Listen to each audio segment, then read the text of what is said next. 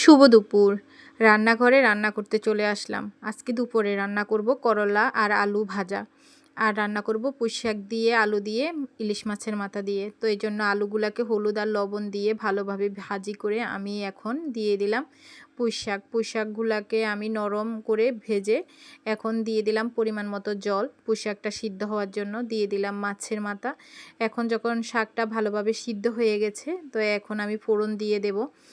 এখন দেব রসুন বাটা আর কাঁচামরিচ বাটা দিয়ে আমি ভালোভাবে লাল লাল করে রসুন কাঁচামরিচকে ভালোভাবে ভেজে আমি এখন ফোড়ন দিয়ে দেব।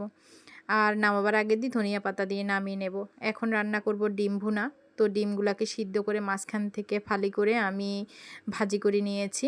এখন দিয়ে দিলাম পেঁয়াজ কুচি। পেঁয়াজ কুচিগুলাকে কিছুক্ষণ নেড়ে চেড়ে দিয়ে দিলাম পরিমাণ মতো লবণ। লবণগুলা দিয়ে ভালোভাবে সিদ্ধ করে একটু দিয়ে দিলাম জলগুলা দেওয়ার পরে দিয়ে দিলাম আমি হলুদের গুঁড়া, মরিচের গুঁড়া, আদা বাটা, জিরা বাটা দিয়ে ভালোভাবে মশলাটাকে কষিয়ে এখন আমি দিয়ে দিলাম পরিমাণ মতো জল।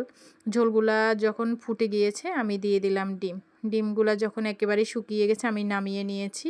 আজকে রান্না করেছি করলা ভাজি, শাক, ডাল, ডিম ভুনা।